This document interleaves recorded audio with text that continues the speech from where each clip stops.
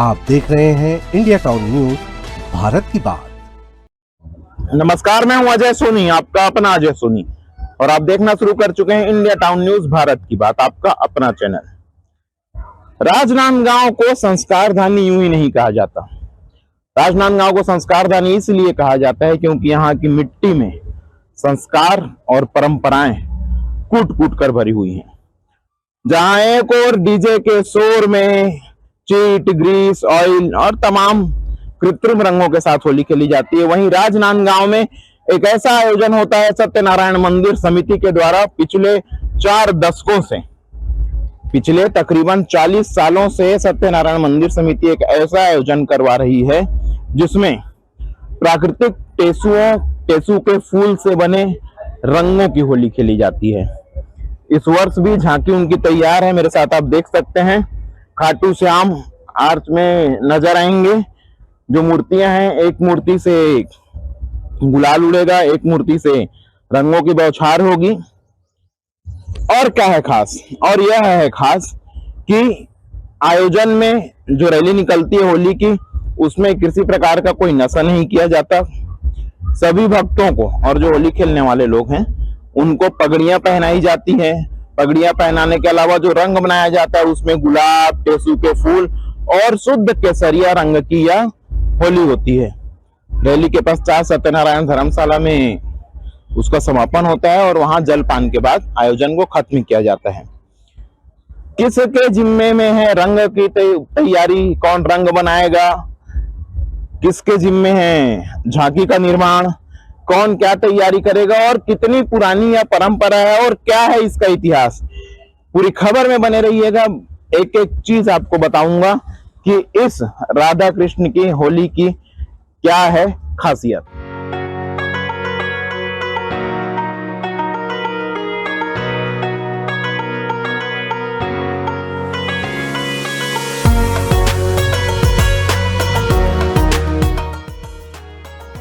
होली का माहौल सड़कें रंगों से सराबोर और प्रेम भाईचारे के इस त्योहार में जब भगवान राधा कृष्ण जब खुद अपने भक्तों संग होली खेलने निकलते हैं तो बात कुछ और ही है। जी हाँ, संस्कारधानी के कामठी लाइन स्थित श्री सत्यनारायण मंदिर समिति द्वारा इस बार भी पारंपरिक रंगोत्सव हर्षोल्लास के साथ मनाया जाएगा।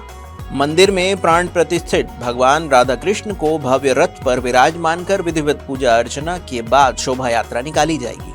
रथ से केसरिया रंग की फुहार भक्तों पर डाली जाएगी। भजन मंडलियों द्वारा फागुन के सुमधुर भजनों की प्रस्तुति दी जाएगी, जिस पर युवक, बच्चे और बुजुर्ग नृत्य करते हुए शामिल होंगे। मेरे साथ मौजूद हैं सत्यनारायण मंदिर समिति के मौजूदा अध्यक्ष, तकरीबन 50 वर्षों से समिति से जुड़े हुए हैं और पिछले कई वर्ष से इन्हीं के नेतृत्व में लगातार होली की तैयारियां की जा रही हैं। तो आइए बात करते हैं अशोक लोहिया जी से कि क्या कुछ इस बार खास है। अशोक भैया, सबसे पहले तो ये बताइए कि हर बार के अपेक्षा इस वर्ष क्या नया रहेगा? प्रतिवर्ष जो है भव्य झांकी बनाई जाती है, उसमें भगवान राधा कृष्ण की एक बड़ी मूर्ति को रखा जाता है और भगवान जो सत्यनारायण मंदिर में जो भगवान राधा कृष्ण की मूर्ति है उसको पृष्ठ भाग में रखा जाता है। किंतु इस वर्ष जो है अभी खाटू श्याम जी का बहुत चलन चल रहा है देश भर में, इसलिए जो है इस वर्ष की झांकी में राधा कृष्ण के स्थान पर खाटू वाले श्याम प्रभु को स्थापित किया जाएगा और सामने में भगवान राधा कृष्ण जो है मंदिर में प्राण प्रतिष्ठित मूर्ति है उसकी स्थापना होगी। 1992 में पहली बार विश्व हिंदू परिषद के अध्यक्ष रहे और मंदिर समिति के ट्रस्ट स्वर्गीय नथमल जी अग्रवाल के द्वारा ये योजना प्रारंभ करने की कार्यवाही की गई। पहले साल जब मंदिर के भगवान प्राण प्रतिष्ठित राधा कृष्ण को रथ में बैठाने की बात आई, तब वहां के पुजारी उस समय के स्वर्गीय लक्ष्मी नारायण जी जोशी ने भगवान की मूर्तियां सड़क पर इस प्रकार से घुमाने देने से इनकार कर दिया था। अच्छा। उस समय के यहाँ राजनांदगांव के एक विद्वान प्रतिष्ठित पुजारी पंडित ललिता शंकर जी अच्छा शास्त्री के द्वारा जो है तर्क दिए गए कि भगवान कोई जो है अशुद्ध नहीं होते। उनको घुमाया जा सकता लक्ष्मी है। नारायण जी का कहना ये था कि विभिन्न जाति के लोग जो है भगवान को छुएंगे, भगवान के ऊपर में जल डालेंगे, रंग डालेंगे तो भगवान अशुद्ध हो जाएंगे। तब ललिता शंकर जी ने कहा कि भगवान जो है स्वयं जो है साक्षात भगवान है, और जब प्राण प्रतिष्ठित है तो उसमें कोई अशुद्धि नहीं होती। तब वो काफी तर्क वितर्क के बाद में उन्होंने मूर्तियां भगवान के रथ यात्रा में निकालने की अनुमति दी। दशकों पुराने इस आयोजन के शुरुआती वर्षों में डोंगरगढ़ के वनांचल क्षेत्रों से ट्रकों में भरकर टेसू के फूल मंगवाए जाते थे, लेकिन अब फूलों की उपलब्धता कम होने की वजह से कुछ प्राकृतिक रंगों को मिलाकर केसरिया रंग बनाया जाता है। किस तरह से इस रंग को बनाया जाता है और क्या है इसकी खासियत, आइए बताते हैं। इस वक्त मेरे साथ मौजूद हैं राजेश अग्रवाल जी। खबर में मैं आपको लगातार बता रहा हूं कि किस संबंध की तैयारी किसकी होती है, तो राजेश अग्रवाल जी की तैयारी का जिम्मा होता है रंगों को तैयार करवाने का। आइए जानते हैं कि कैसे वो ये सब करते हैं। राजेश भैया जी, किस तरह से केसरिया रंगों को बनाया जाता है और विशेषता क्या होती है? ये जो केसरिया रंग है, लगभग 20 साल से ये सेवा मुझे दी गई है। इसके पहले मेरे पिताश्री करते थे। ये स्पेशल प्रकार का एक विशेष केसरिया रंग होता है जो कि बाहर से हम मंगाते हैं, और लगभग 2000 लीटर हम मंदिर से ही तैयारी कंप्लीट करके निकलते हैं। और उसमें लगभग 1.5 से 2 लीटर हम सेंट मिलाते हैं। उससे जो रंग के साथ साथ जो है एक खुशबू वाला माहौल भी जनरेट होता है, और उसके कारण जो ये परंपरा चली आ रही है, बहुत ही बढ़िया एक आयोजन मंदिर समिति करते आ रही है। उसके बाद में फिर जलपान की व्यवस्था रहती है मंदिर समिति की ओर से, और उसमें सभी भक्तगण बहुत ही आनंद लेते हैं। एक वृंदावन का माहौल बन जाता है। इसमें हमें प्रशासन का, नगर निगम का और सभी भाइयों का बहुत सहयोग मिलता है। इसके लिए मंदिर समिति बहुत बहुत आभार। श्रद्धा और भाईचारे के साथ मनाए जाने वाले इस पर्व की परंपरा 4 दशक पूर्व की है। वृंदावन की तर्ज पर भक्त और भगवान एक साथ रंग खेलते हैं। गणेश विसर्जन झांकी की तर्ज पर चलित झांकी बनाई जाती है, जिसका निर्माण स्थानीय कलाकारों के द्वारा किया जाता है। शोभा यात्रा में शामिल लोगों की एकरूपता होते हर वर्ष सभी लोगों को साफा, पगड़ी या फिर टोपी पहनाई जाती है। जब से यह रंगोत्सव शोभा यात्रा निकल रही है, होली के दौरान गाली गलौज, मारपीट, काले किट, भद्दे रंग से लोग दूर होकर शांतिपूर्ण ढंग से होली मनाने लगे। मेरे साथ मौजूद हैं इस वर्ष के उत्सव प्रभारी, जिन्हें इस उत्सव की जिम्मेदारी दी गई है, लक्ष्मण लोहिया जी। आइए बात करते हैं क्या कुछ खास है।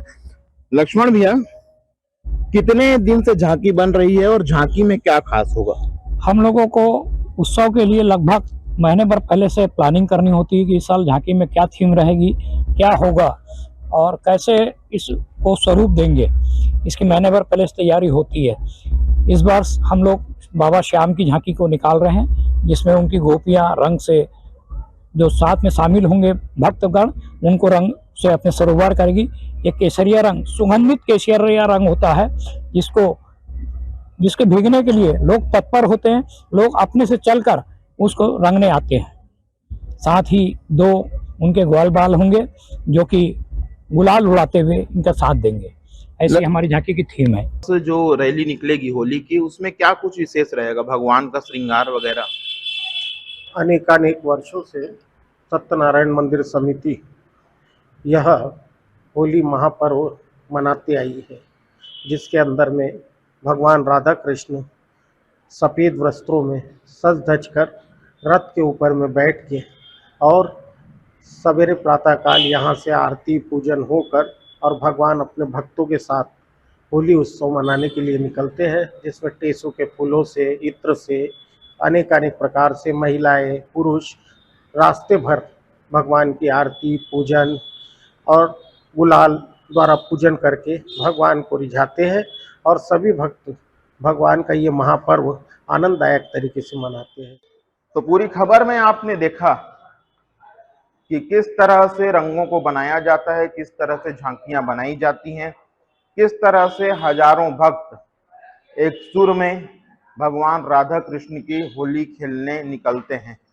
और ये एक बात थी, और निकलते हैं भगवान राधा कृष्ण स्वयं उस रैली में भक्तों के साथ होली खेलने के लिए। ना कोई नशा, ना कोई मस्ती, ना कोई हुड़दंग, प्रेम की होली, संस्कारों की होली। टेसू मैंने आपको बताया, आपने पूरी खबर में देखा कि किस तरह से रंग बनाए जाते हैं। टेसुए को फूल, पगड़ी, गुलाब जल और उसके बाद स्वल्पाहार। संस्कारधानी की ये परंपरा दशकों से जीवित है और आगे ये और बृहद रूप से आयोजन होता रहेगा। इस वक्त मैं मौजूद हूँ सत्यनारायण मंदिर में। पूरी खबर आपने विस्तार से देखी, लेकिन ये सिर्फ आज की खबर है। इसके बाद मैं आपको मिलूंगा सत्यनारायण मंदिर समिति के उस होली वाले रैली में, जिसमें मैं आपको दिखाऊंगा कि कितनी भव्य और कितनी पारंपरिक ये होली होती है। आज के लिए बस इतना ही। देश और प्रदेश की बड़ी खबरों से जुड़े रहने के लिए आप लगातार बने रहिए आपके अपने चैनल इंडिया टाउन न्यूज के साथ, और तब तक के लिए मुझे दीजिए इजाजत। नमस्कार। आप देख रहे हैं इंडिया टाउन न्यूज, भारत की बात।